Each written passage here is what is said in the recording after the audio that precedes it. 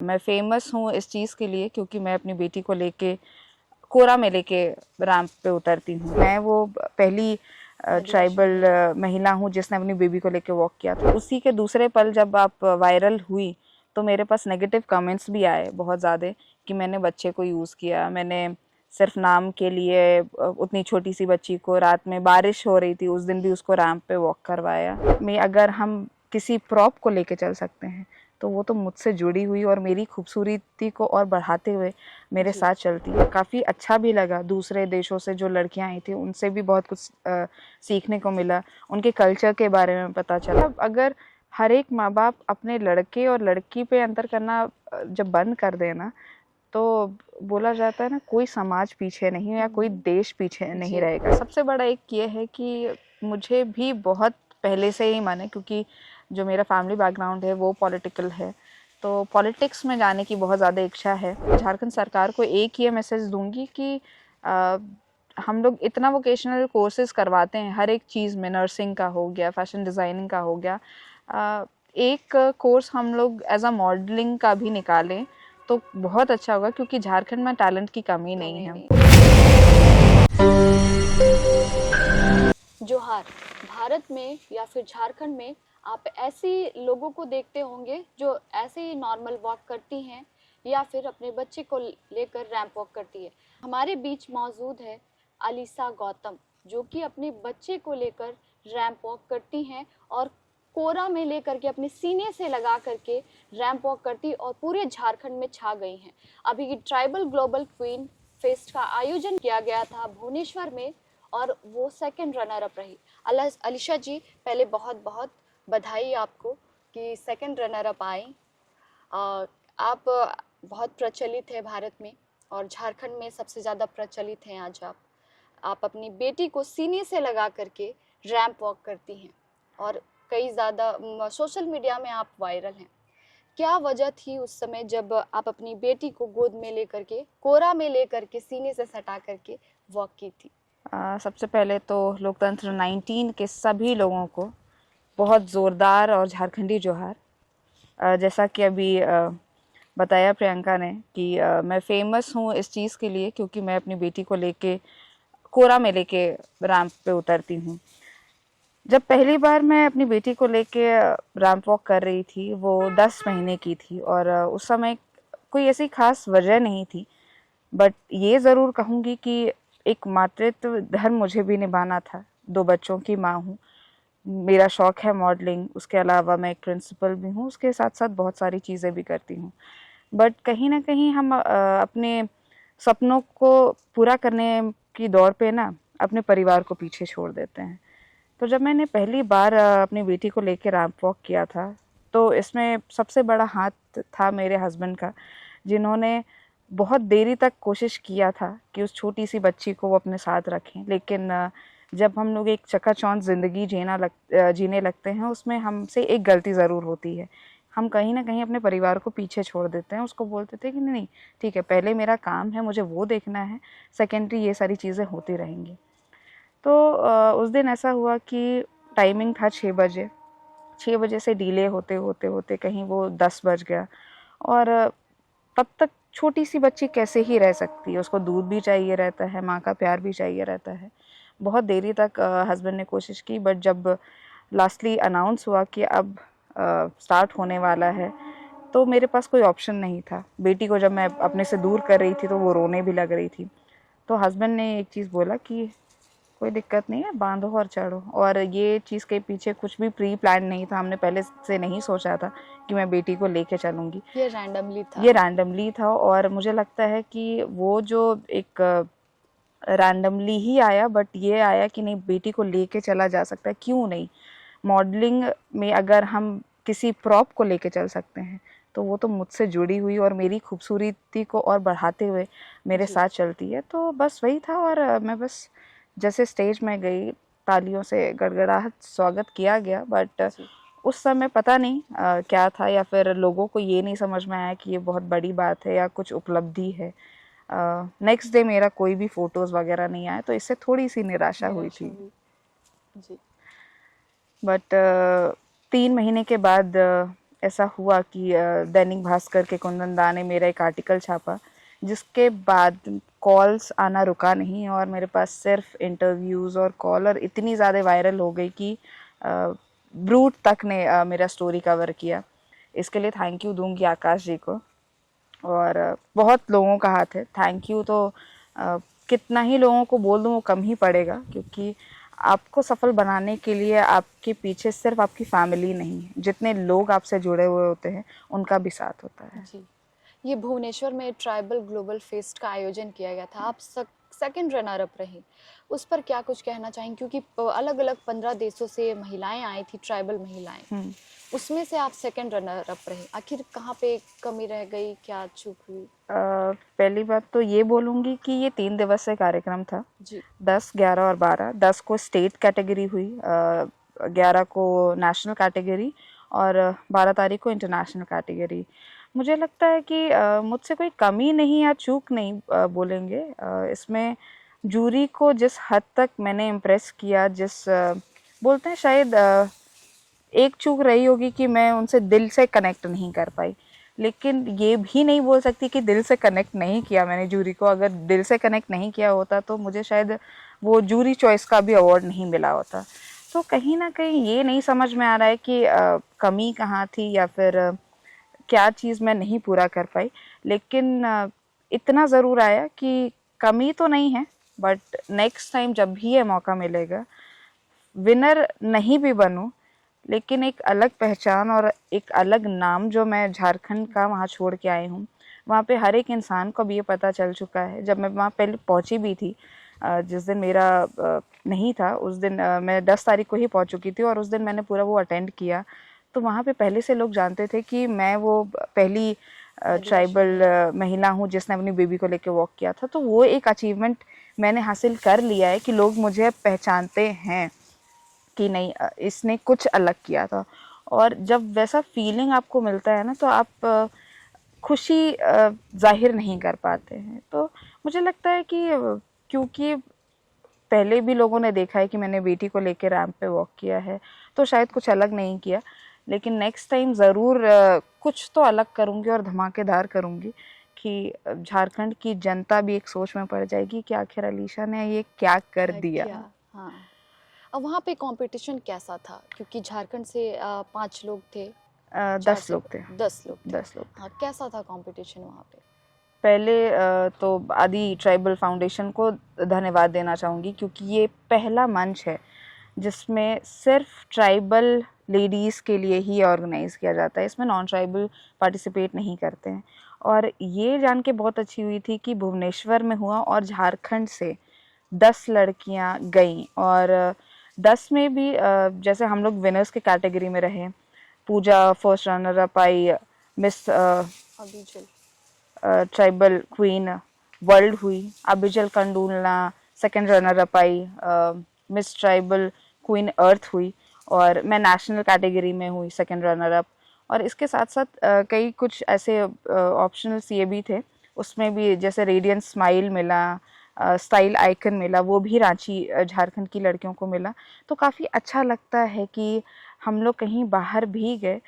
Tough था, tough इसलिए बोलूँगी क्योंकि हर एक ट्राइब का एक अलग कल्चर होता है।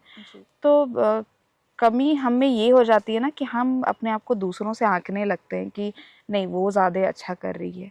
हमें ये कमी रहती है कि हम कॉन्फिडेंस के साथ नहीं, हम ओवर कॉन्फिडेंस के साथ आगे बढ़ जाते हैं, और जिस दिन बोला जाता है ना कि ओवर कॉन्फिडेंस सर पे आ जाता है, उस दिन कहीं ना कहीं चूक हो जाती है।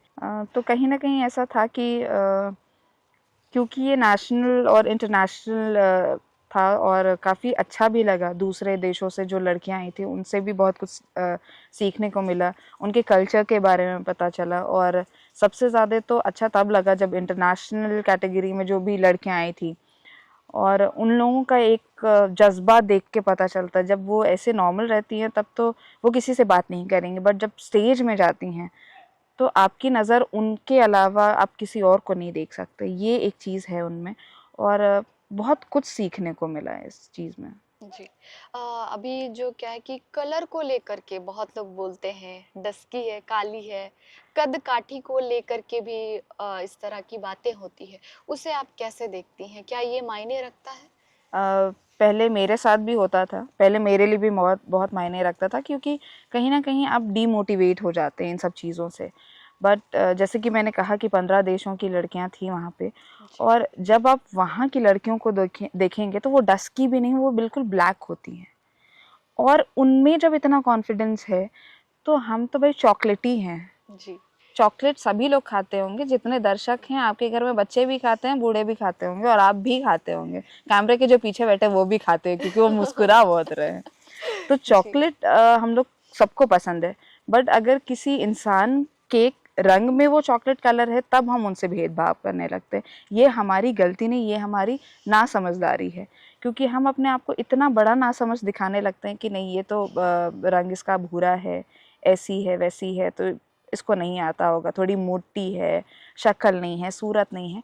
लेकिन इंसान को एक चीज़ सीखनी पड़ेगी, वो ये कि आप अपने आप से प्यार करो, दुनिया आपके पीछे पड़ जाएगी। जी। क्योंकि जिस दिन आप अपने आप से प्यार करते हैं, आप अपनी खूबसूरती से प्यार करते हैं ना, आपको कोई रोक नहीं सकता। आप किसी भी जगह पे जाइए, चाहे वो मॉडलिंग का करियर हो, चाहे आप स्पोर्ट्स में जाइए, चाहे आप फिल्म्स में जाइए, आप देखिएगा कहीं ना कहीं अभी भी टॉप की जो मॉडल्स हैं, उनका अगर आप कलर देखिए तो वो डस्की ही रहता है, वो ब्लैक जी। ही होता है। और बहुत फॉरेनर्स को देखा होगा, इवन जो गोवा जाते हैं, वो अपने आप को डस्की कलर के लिए वो सन बाथ तक लेते हैं।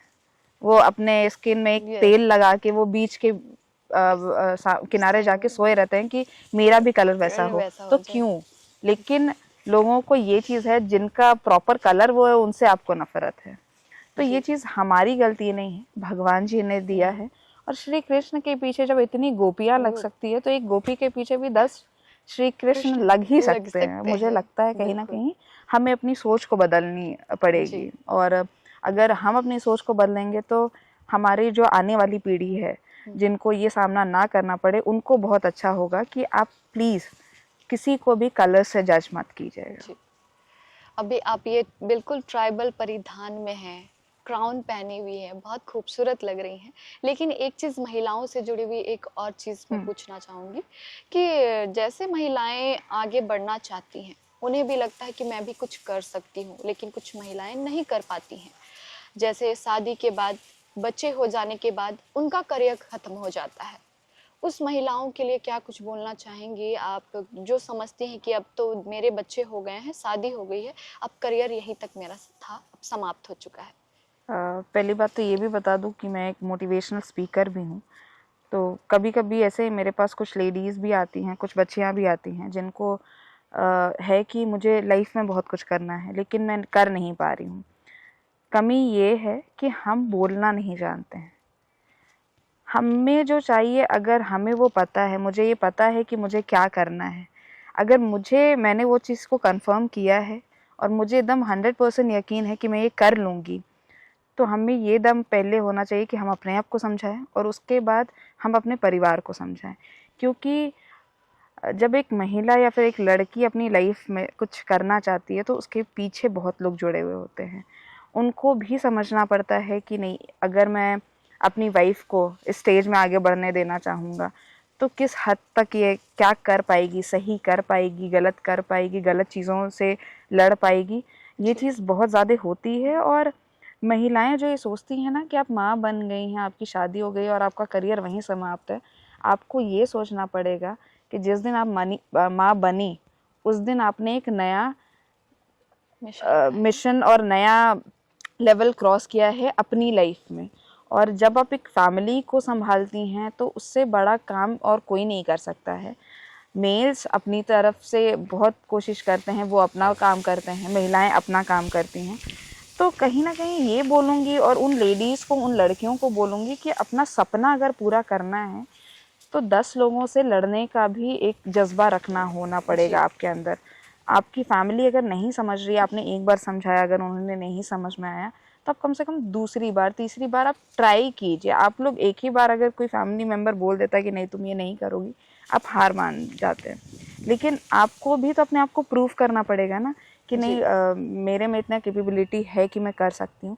तो आपको कोई साथ आपका छोड़ेगा नहीं, आपके पीछे 10 लोग और खड़े हो जाएंगे जी।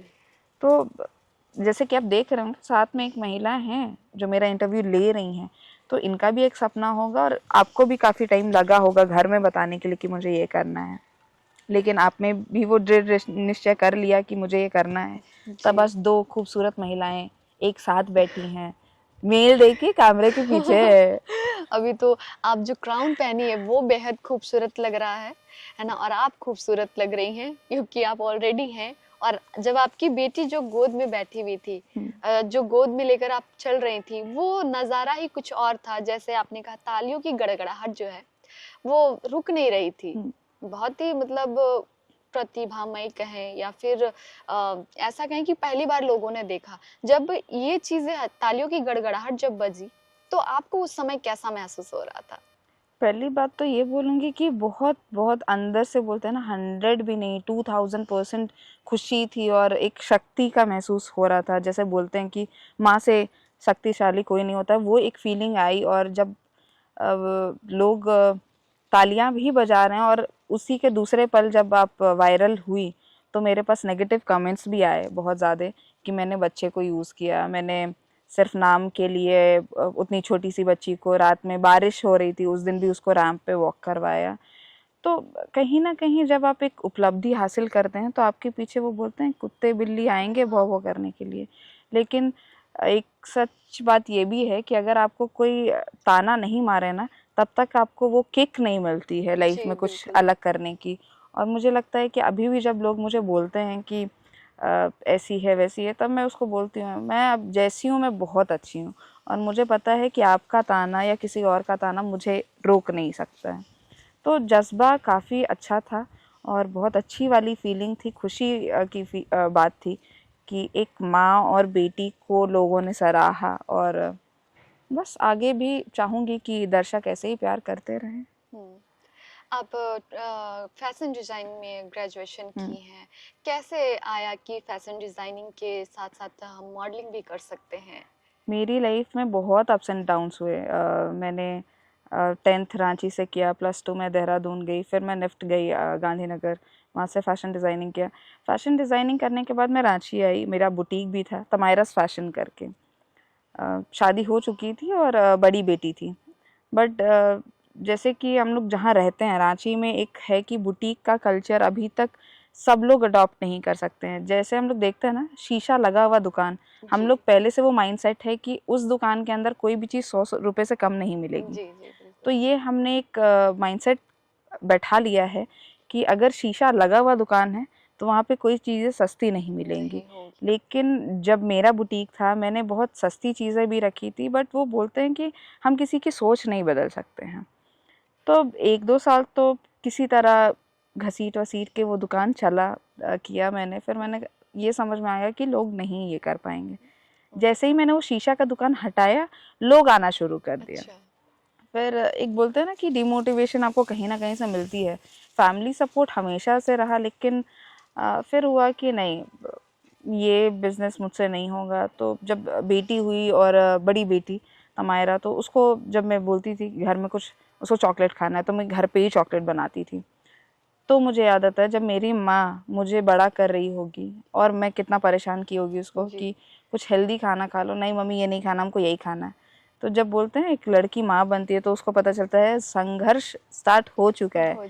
बच्चे को हेल्दी खाना, बच्चे को ये नहीं खिलाना, बच्चे को वो नहीं खिलाना। तो कहीं ना कहीं मेरे अंदर वो आया कि नहीं कुछ हेल्दी चीज़ें मैं बनाऊं। और उसके बाद जब कुकिंग स्टार्ट किया मैंने तो फिर मैंने कहा कि नहीं इतना पैशन है तो मैं एक किचन क्यों ना ओपन करूं जिसमें मैं ट्रेडिशनल ही खाने सर्व करूं। तब फिर तमायरस किचन स्टार्ट हुआ। तमायरस किचन स्टार्ट हुआ और पहली बार जब मुझे ऐसे फैशन वर्ल्ड में जाने का मौका मिला उसमें सबसे बड़ा हाथ मेरे पापा का था, क्योंकि उस समय भी मैं एक किचन में ही करती थी काम, और वहाँ पे एक पोस्टर आया कि पहली बार ये मिसेस की कैटेगरी में कुछ कर रहे हैं। तो मैंने पापा से पूछा कि पापा सब लोग बोल रहे हैं कि पार्टिसिपेट करना चाहिए, तो मैंने पापा से पूछा, पापा बोलते हैं हाँ करो, बिल्कुल करो, कर सकती हो। तो एक वो अलग था यार, पापा ऊपर से मैं मम्मी बन चुकी हूँ, ऊपर से पापा कुछ बोल भी नहीं रहे हैं कि नहीं तुमको नहीं करना चाहिए। ये बोलूँगी कि इस चीज़ के लिए थैंक यू दूंगी भगवान जी को कि इतने अच्छे पेरेंट्स मिले, इतने अच्छे सिबलिंग्स मिले कि हर तरफ हर जगह उन्होंने सपोर्ट किया। उन्होंने जैसे कहा तो मैंने कोशिश की और वहाँ गई। वो मिसेस बाहा का था और उसमें मैं फर्स्ट रनर अप आई। उसके बाद से जो ये सिलसिला हुआ मेरे साथ कि नहीं मॉडलिंग में कर सकती हूँ, वहाँ पे भी मुझे बहुत लोगों ने टीज़ किया, ना शक्ल है, सूरत है, काली है, भद्दी है, इसने ज़रूर पैसा दिया होगा जजेस को इसलिए ये इसको मिला, उससे ज़्यादा डिज़र्विंग हम लोग हैं। तो बुरा लगता था, कहीं ना कहीं डिमोटिवेट भी होती थी, लेकिन बोला जाता है ना कि आपकी फैमिली या आपका बैकबोन जब आपको सपोर्ट करता है तो आप अपने आप को रोकना नहीं चाहती हैं। तो बस वो सिलसिला शुरू हो गया वहीं से। जैसे आपने कहा कि आपके पापा का भी सपोर्ट रहा, आपके हस्बैंड का सपोर्ट कैसा रहा? क्योंकि शादी के बाद ज़्यादातर लोग ऐसे चाहते हैं कि नहीं मैं अपनी वाइफ को घर पे रखूं, मेरे लिए अच्छे अच्छे खाना बनाए, मेरे साथ रहे, टाइम स्पेंड करे, इससे ज़्यादा कुछ नहीं चाहते हस्बैंड। आपके हस्बैंड का क्या रिएक्शन था, कैसा सपोर्ट था? बताते हुए ये भी खुशी होती है कि वो भी निफ्ट से पढ़े हैं, उन्होंने एफडी किया है, तो ये अच्छा लगता है कि सॉरी एफसी किया है, फैशन कम्युनिकेशन किया है, और वो एक सिनेमेटोग्राफर भी हैं। दिल्ली में थे वो 8 साल। तो एक ये बोलूँगी कि उस चीज़ के लिए भी थैंक यू कि लाइफ पार्टनर भी जो मिला है वो काफ़ी समझदार है और उसी जगह से आया है, तो उसे पता है कि किस इंसान को कहाँ पे रोकना चाहिए, कहाँ नहीं रोकना चाहिए। और जब हम लोग ये चाहते हैं अभी के टाइम पे कि मुझे शादी करना है बट मैं कमाने वाली लड़की से करूँगा, तो जब आप ये सोच रखते हैं तो अगर आपकी वाइफ मॉडलिंग के फील्ड में जाना चाहती है तो आप उसको सपोर्ट क्यों नहीं कर सकते? आपको कमाने वाली चाहिए ना। मॉडलिंग भी कोई ख़राब चीज़ नहीं है, उसमें भी दो पहलू होते हैं। आपने अगर पॉजिटिव चीज़ों को सेलेक्ट किया है तो आपके लिए वो पॉजिटिव होगा। और मेरे हस्बैंड ने कभी भी इस चीज़ के लिए मना नहीं किया कि तुम यहाँ नहीं जाओ, तुम वहाँ नहीं जाओ। लेकिन एक चीज़ ज़रूर वो बोलते हैं कि जो भी चीज़ को तुम चूज़ करो वो उसके पीछे तुम पहले उसका पूरा स्टडी कर लो कि क्या इसमें कुछ पैसे लग रहे हैं, नहीं लग रहे हैं, ये लॉयल चीज़ है या नहीं है, ये सही चीज़ है या नहीं है।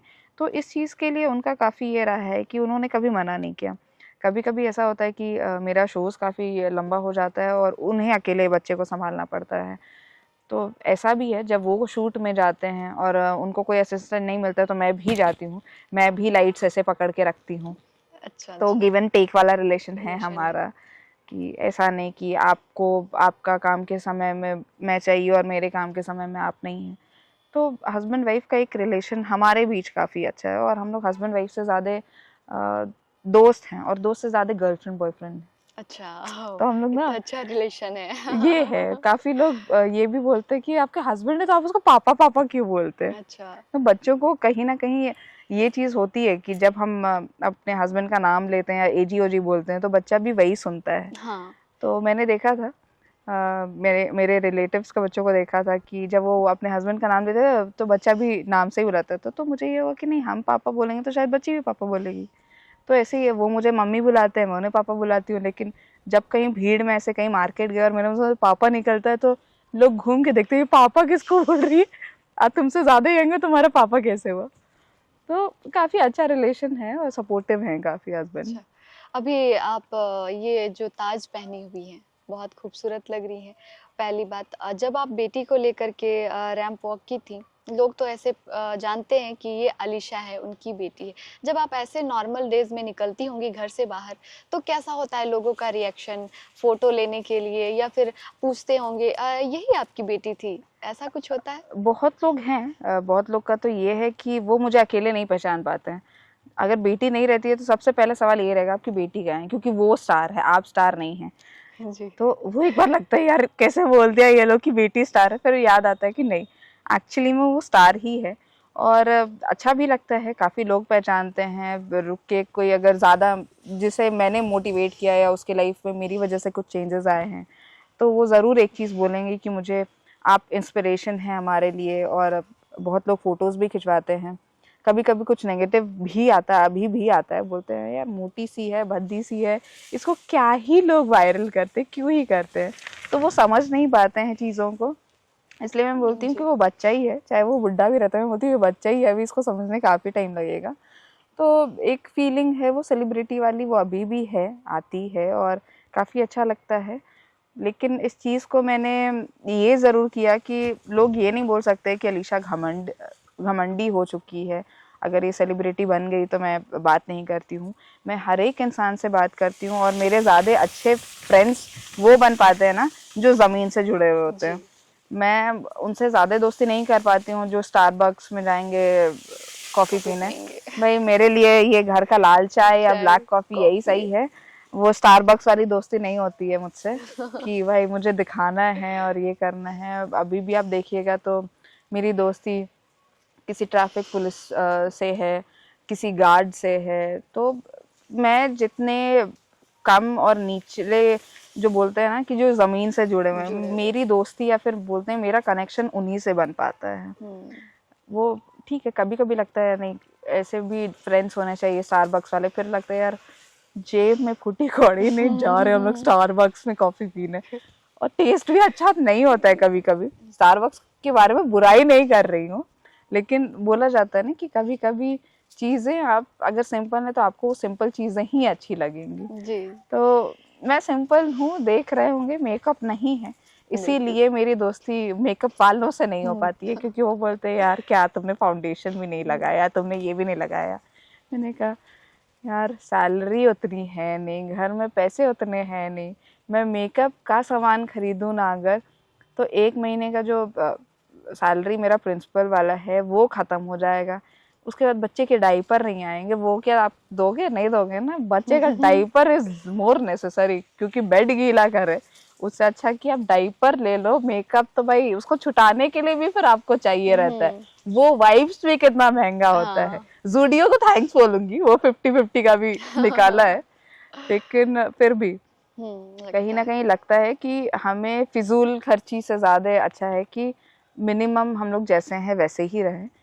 तो क्योंकि एडजस्ट करना बहुत ज़रूरी होता है एक नॉर्मल इंसान के लिए। वो अगर कम सामान और कम खर्च में अपना लाइफ जी लिया तो आप समझ लीजिए वो लाइफ में बहुत आगे जाएगा। आपकी 2 बेटियां हैं। जब आपकी बेटी गोद में थी काफी लोग ऐसे बोले कि बेटी है, और कुछ लोग होता है कि अरे बेटी है, आपकी 2 बेटियां हैं, हम लोग भी हम लोग बहन है, सब बहन है घर पे। तो ऐसा कभी हुआ कि लोग बोले अरे आपकी 2 बेटी है, या फिर बेटियों को लेके कोई नेगेटिव कमेंट्स, क्योंकि बेटियों को लक्ष्मी का रूप माना जाता है, आपके लिए लकी बोल सकते हैं क्योंकि आप रैंप पर उतरी और छा गई, तो आप कैसे देखती हैं लड़कियों को? मेरा एक बहुत ही अच्छा इंसिडेंट है, वो मेरी मम्मी बताती है। जब मैं घर पे हुई, हम लोग 2 बहन 1 भाई हैं, तो क्योंकि दीदी बड़ी है और मेरे होने के बाद बोला जाता है ना जो छोटी बच्ची आती है उसको थोड़ा सा ज़्यादा ही अट्रैक्शन मिलता है। तो मेरे भैया बोलते थे पता है छोटी, जब तुम पैदा हुई थी ना तो तुम्हारी दीदी ना जानबूझ के रोज लेके गई थी और कांटा लेके गई थी ताकि तुमको कांटा से चोट लग जाए और तुम ना कुछ हो जाओ, और ताकि क्योंकि पापा लोग का प्यार थोड़ा सा ये हो गया ना। तो मैंने क्या मम्मी ऐसा, और फिर बाद में तो बहुत सारी बातें होती थी कि नहीं तुमको तो मम्मी कोयला खा के पैदा की हो इसीलिए तुम काली, और दीदी को नारियल खा के पैदा की इसीलिए वो गोरी है। एक इंसिडेंट ये हुआ था कि मैं जिस हॉस्पिटल में हुई थी वहाँ एक बंगाली फैमिली के यहाँ सेम डे पे ही बेटा पैदा हुआ। तो जब मेरी नानी हॉस्पिटल में थी तो वो बंगाली फैमिली आई थी, उन्होंने बोला कि एक काम करिए ना, बच्चे एक्सचेंज कर लेते हैं, वो आपकी जो बेटी है आप उसे हमें दे दीजिए और हमारा बेटा आप ले लीजिए। तो मेरी नानी ने बोला कुछ भी हो जाए लक्ष्मी है, इसको तो हम नहीं देने वाले।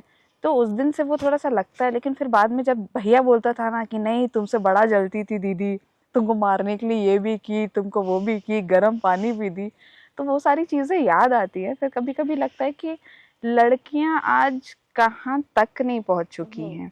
और जो लोग ये सोचते हैं ना कि बेटा ही रोशन कर सकता है नाम, वो लोग बहुत गलत सोचते हैं और उनको अब अपना सोच बदलना पड़ेगा।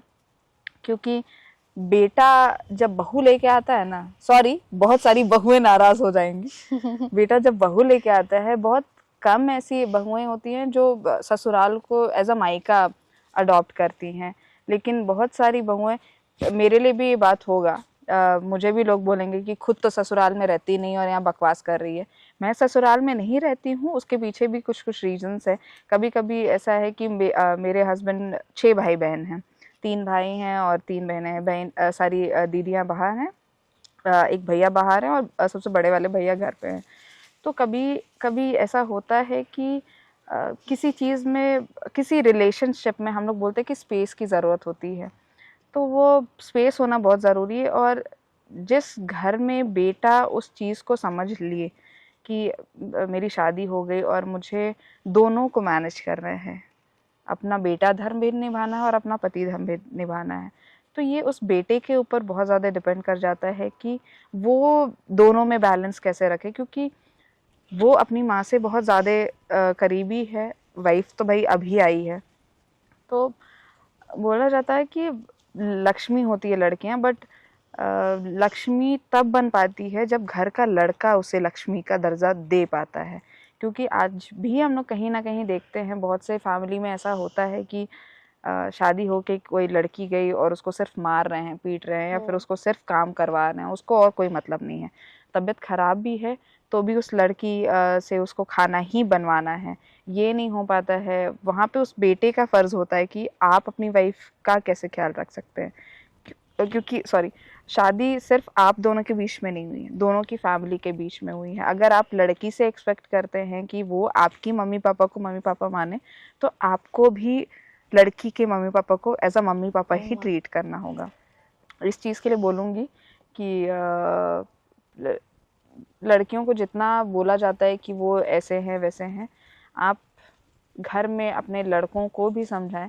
और अगर मेरा बेटा होता तो सबसे पहले मैं यही सीख देती जो मेरे हस्बैंड हैं, जैसे वो, मेरी तबीयत जब ख़राब हो जाती है, वो बहुत अच्छे से सब कुछ करते हैं। बर्तन धोना है, किचन गंदा पड़ा है, घर गंदा पड़ा हुआ है, वो सारी चीज़ें कंप्लीट करते हैं।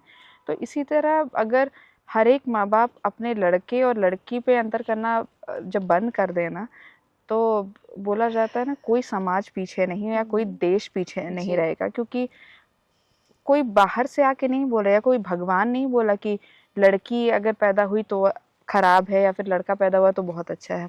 ये हम इंसानों ने वो बनाया है कि नहीं, लड़की आई तो लक्ष्मी है, और कभी कुछ गलती हो गई तो अच्छा होता कि लड़का होता। तो ये डिफरेंसेस हम लोगों ने क्रिएट किए हैं और ये हमारी गलती है।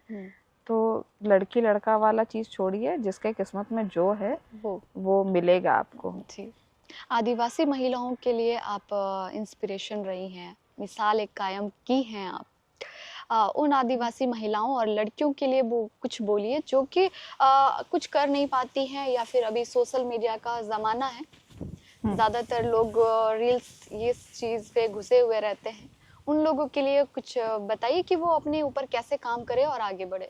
मुझे भी बीच में जब रील्स देखती थी तो सब लोग बोलते थे, अरे आप भी रील्स बनाइए, बहुत कमाइएगा। रील्स बनाने के लिए अक्ल होना चाहिए।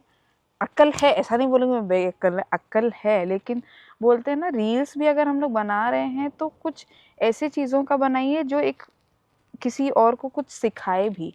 हम लोग कभी कभी कुछ कुछ रील्स ऐसा बना देते हैं जिससे कुछ लोग मोटिवेट होते हैं, लेकिन वो अलग तरीका का मोटिवेशनल हो जाता है। गर्लफ्रेंड बॉयफ्रेंड वाला रील्स बना रहे हैं, हस्बैंड वाइफ का रील्स बना रहे हैं, और हम लोग रील्स के चक्कर में रियल लाइफ को पीछे छोड़ देते हैं। और जो हम लोग बना भी रहे हैं ना रील्स, जैसे बहुत लोग बनाते भी हैं, तो ये नहीं बोलूँगी कि वो ख़राब कर रहे हैं, लेकिन कहीं ना कहीं उन लोगों को ये समझना पड़ेगा कि सोशल मीडिया जो अभी आ गई है, हम लोग अपने घर में एक रोल मॉडल है, उसको छोड़ के हम लोग रील्स की दुनिया में घुस के, रील्स में अगर हम किसी को फॉलो करते हैं, किसी को पसंद करते हैं, उसको हम रोल मॉडल मानने लगते हैं। लेकिन आप लोगों से एक रिक्वेस्ट होगा कि आप रील्स बना रहे हैं, आप बड़े हुए, आपके पीछे जिन्होंने खर्च किया, आपके लालन पोषण में, बड़े होने तक में, पढ़ाई में, आप उस माँ बाप को कभी कभी छोड़ देते हैं। तबीयत ख़राब है, कुछ नहीं, हमको आज कहाँ जाना है, रील्स बनाने जाना है, वहाँ पे मेरे इतने व्यूअर्स हैं, मुझे वो फॉलोअर्स मिलेंगे, लेकिन कभी आपने ये सोचा कि जो माँ बाप है अगर वो एक बार चले जाएंगे वो दोबारा नहीं आएंगे। फॉलोअर्स आपके जाके वापस भी आ सकते हैं, लेकिन ये ज़रूर बोलूँगी उन लेडीज़ को, उन लड़कियों को और उन लड़कों को भी जो सिर्फ रील्स के पीछे अपनी फैमिली को छोड़ दे रहे हैं। ठीक है, पैसा कमाना है, लेकिन आप पैसा कमाने के चक्कर में अपना परिवार मत खोइए, क्योंकि बहुत हद तक जब जो चीज़ें हमारे पास होती है ना, हम उसका वैल्यू नहीं देते हैं, लेकिन जब हमसे दूर चले जाते हैं तब हमें वो तड़प होती है कि काश मेरे पापा या काश मेरी मम्मी अभी मेरे साथ होते, वो ये देख पाते, वो देख पाते। जब हमारे पास रहते हैं तो हम लोग उसका वैल्यू नहीं देते हैं, सीरियसली नहीं देखते हैं, और ये चीज़ गलती होती है। रील्स भी बुरी नहीं है, आप रील्स बना रहे हैं उसके पीछे भी आप थोड़ा ढंग का रील्स बनाइए। क्या ही ज़रूरी है कि अभी कोई बोलेगा कि खुद आपने ब्लाउज नहीं पहना है और हमें ज्ञान दे रही हैं। बोला जाएगा तो ट्राइबल्स जो पहले थे वो ब्लाउज पहनते ही नहीं थे, पेटीकोट क्या होता है वो होता ही नहीं था। अभी हम लोगों को जब इतना कुछ मिल रहा है तो हम वो सारी चीज़ें उतार उतार के रील्स बना रहे हैं। क्यों बना रहे हैं? क्योंकि हमको फॉलोअर्स बढ़ाना है। फॉलोअर्स बढ़ाना है तो आप सिर्फ कपड़े उतार के ही फॉलोअर्स नहीं बढ़ा सकते हैं, आप बहुत कुछ सिखा के भी फॉलोअर्स बढ़ा सकते हैं। अगर आपको लगता है कि आप में कुछ ऐसा टैलेंट है जो आपके अलावा कोई नहीं कर सकता, आप खाना अच्छा बना सकती हैं, आप गाना अच्छा गा सकती हैं। गाना गाने के लिए भी बहुत सारी चीज़ों की ज़रूरत पड़ती है, आप उस पर रील्स बनाइए। आप घर में अगर पढ़ाई नहीं कर पा रहे हैं, आप दूसरों को ये बता सकते हैं कि पढ़ाई भी अलग अलग तरीके से हो सकती है। ज़रूरी नहीं है कि हर एक गांव में लाइट का प्रावधान हो, लेकिन ऐसा थोड़ी है कि गांव से बच्चे नहीं निकल के आ रहे हैं, बहुत लोग आ रहे हैं जिनको बहुत जल्दी ये टेक्नोलॉजी मिल जा रही है। ये चीज़ बहुत ख़राब है। हम लोग पहले बोलते थे बच्चा को फ़ोन नहीं देना, फ़ोन नहीं देना है। अभी जब ऑनलाइन क्लास होता है खुद ही बोलते हैं बेटा लो फ़ोन लो, ऑनलाइन क्लास करो। तब बच्चा बोलेगा अभी क्यों फ़ोन दे रही हो, जब फ़ोन देखने मांगते तब तो नहीं मिलता है। तो ये चीज़ होता है, और इससे मेरी बड़ी बेटी को लत लग चुकी है, और वो स्कूल से आती है चेंज करेगी और सबसे पहले देखेगी कि नानी का फ़ोन किधर रखा हुआ है। मेरा फ़ोन तो गलती से वो छू नहीं पाती है, पापा का फ़ोन मिलता नहीं है। मेरे पापा का फ़ोन इसीलिए नहीं मिल पाता क्योंकि वो ज़्यादातर कोर्ट में रहते हैं। तो बची कौन? नानी। नानी से लड़ाई भी करना है और नानी का फ़ोन भी देखना है। तो कभी कभी लगता है कि रील्स एडिक्टेड बनाते हैं बच्चों को भी। अभी के बच्चों को आप देखिएगा, हमें स्क्रॉल करने में इतना टाइम लगा, मेरी छोटी वाली बेटी अभी आएगी ना, उसको अगर मैंने कुछ लगा के दिया, उसको मम्मी नहीं ये वाला नहीं, बैक करके जाएगी, यूट्यूब प्रॉपर खोलेगी और वो शॉर्ट्स और रील्स वाले सेक्शन में आएगी और वो सीधे टक टक टक टक। फिर उसको देखने में लगता है क्या है, क्या कर रही हो मम्मी, ये अच्छा नहीं है, ये अच्छा नहीं है। तो मैंने कम से कम छोटी वाली को ये किया हुआ है कि वो फ़ोन से ज़्यादा कभी कभी अलग अलग चीज़ों में भी वो अकेले भी खेलती है, वो खाना भी बनाती है। वो कभी कभी तो अभी जब आप आए थे तो आपको भी डिस्काउंट किया था उसने, उसको बंदूक से बहुत ज़्यादा प्रेम है और वो गुंडी निकलेगी अपनी माँ की तरह। जैसे मैं लोगों को पीटती हूँ वो भी पीटेगी। अच्छा, पीटती भी हैं? मैं पीटती भी हूँ क्योंकि मुझसे वो बर्दाश्त नहीं होता है कि अगर आप एक लड़की हैं और आप गाड़ी चला रही हैं तो आप अच्छा गाड़ी नहीं चला सकती। ये लड़कों के मुंह से निकलता है। एक बार ऐसा इंसिडेंट हुआ है, मेरे साथ हुआ है। हरमू ये अरगोड़ा चौक जो है जी, वहाँ पे मैंने गाड़ी वाइट लाइन के अंदर लगाई है और शाम का समय था। मेरे हस्बैंड मेडिसिन लेने के लिए नीचे उतरे और पीछे से एक वैगनार आई और वाइट लाइन के अंदर लगाया और मैं बेबी को फीड कर रही हूँ और वो ठोक के चला गया। मैं सोच रही हूँ कि अब मुझे इस जगह पे क्या करना चाहिए। वेट करना चाहिए हस्बैंड का कि गाड़ी स्टार्ट करके जाना चाहिए और मारना चाहिए। गाड़ी स्टार्ट किया मैंने, आना होगा आएगा ही, कहाँ जाएगा, हस्बैंड तो मेरा ही है, खाना तो मेरे पास ही मिलेगा, आना उसको घूम के वही है। मैंने बिना ज़्यादा सोचते हुए गाड़ी स्टार्ट की और उस गाड़ी के सामने जाके लगा दिया। और जब दिखाया मैंने उसको कि आपने पता है क्या है, तो वो सीधे बोलते हैं हम वकील हैं। मतलब वकील हैं तो क्या, वकील है तो तुमको ये मिल गया है कि तुम ठोक के निकल जाओगे किसी को भी। तो बहुत देरी तक लड़ाई हुई, बहसा बहसी हुई और उसके बाद फिर मैंने बोला कि ये जो आप लोगों के दिमाग में है ना कि लड़कियों को चलाना नहीं आता, लड़कियां घर चलाती है, लड़कियां बहुत कुछ चलाती हैं। और एक चीज़ उस दिन मेरे साथ ये भी हुई थी, इसलिए मुझे गुस्सा लगता है। जब आप एक मेल हैं और मेन डोमिनेट करने लगते हैं ना, एक तो आपने गलती भी की और साथ में आपने 25-30 लड़कों को भी बुला लिया। वो बहुत एज में होंगे, 40 प्लस अबव ही होंगे। उसमें से एक आदमी आता है और वो मुझे ऐसे छू रहा है, ऐसे छू रहा है कि हो गया, जानबूझ के नहीं किया, गलती की, गलती से हो गया, ऐसे किया। मैंने उनका हाथ पकड़ा और हाथ मोड़ दिया। मैंने कहा ये गलती जो आपने की ना, ये गाड़ी ठोकने से ज्यादा बड़ी गलती थी, ये दोबारा कभी किसी लड़की के साथ तो मत ही करना। और उसके बाद से एक चीज ये हुआ कि मेरे हस्बैंड को भी ये है कि वो भी सपोर्ट करते हैं कि नहीं मारो, जितना मारना है मारो, क्योंकि लड़कों के साथ ऐसा होना चाहिए। अब कभी कभी हम लोग देखते हैं, मेरे साथ एक और इंसिडेंट हुई, वो थी जय हिंद फार्मेसी के पास, मेन रोड में, फिरायलाल के बगल में। शाम का टाइम मैं दवाई लेके निकल रही हूँ, लड़का पी के आ रहा है, और नॉर्मली अगर वो चलेगा तो हाथ तक आपका टच होगा तो आपके पैर तक होगा या फिर हाथ में टच होगा, वो ऐसे करके टच करके पार किया। हम सीधे आई कांटेक्ट में देखे, मेरे हस्बैंड देखे कि नहीं, वो देखे, मैंने उनका शर्ट ऐसे पकड़ा लड़के का और नीचे गिरा दिया। उसके बाद जो मैंने मारना स्टार्ट किया, बगल के आदमी लोग, वहाँ पे एक फूड कॉर्नर भी है, वहाँ पे लोग चाउमीन खा रहे हैं, और उनका क्या कहना है, मैडम पिया हुआ है उसको मार के क्या फायदा। बोले पिया हुआ है तो लाइसेंस मिल गया क्या लड़की को छेड़ने का? अगर अभी मेरे साथ कुछ होगा और मैं सुसाइड कर लूं या मैं मर जाऊं, तब मेरे लिए कैंडल मार्च में तुम ही सबसे आगे हो गए कि नहीं ये गलत हुआ। अभी जब वहां पे गलती की है उसने और उसे मैं मार रही हूँ, तब बोल रहे हो कि पिया हुआ है, ये कहीं भी सही नहीं है। और मुझे लगता है कि लड़कियों को ये डर निकाल देना चाहिए। अगर उसको कोई कुछ बोल भी रहा है ना, बोलो नहीं, हाथ में इतना ताकत है, एक चाटा लगा दो, उसके बाद देखा जाएगा होगा क्या।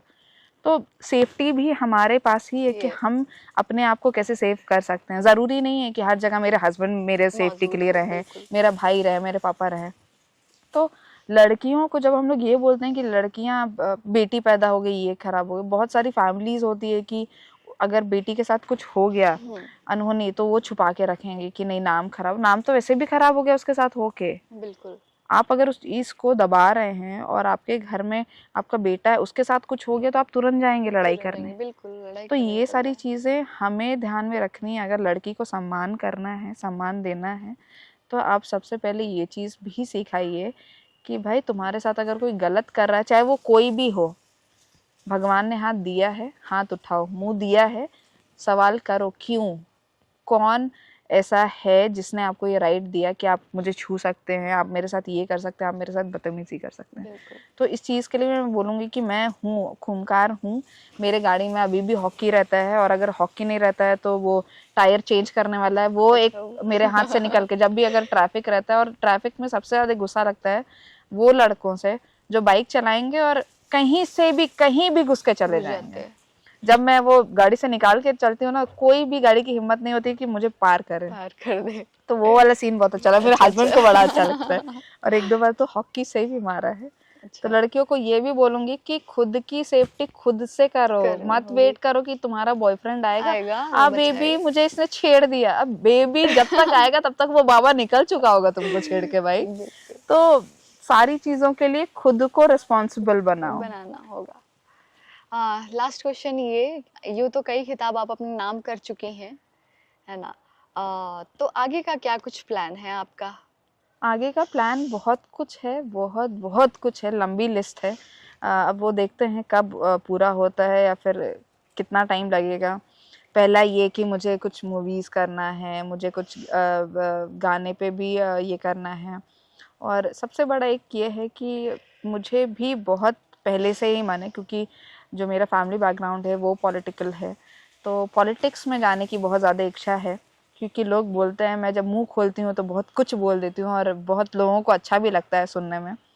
तो अगर अच्छा लगता है और मुझे में इतनी कैपेबिलिटी है और किसी को लगता है कि मैं कर सकती हूँ, तो मैं पॉलिटिक्स भी ज्वाइन करूँगी, और उसमें भी एक ताज तो अपने सर पे लूँगी ज़रूर। अच्छा, क्या पॉलिटिक्स में आने के लिए आपके हस्बैंड सपोर्ट करेंगे या फैमिली?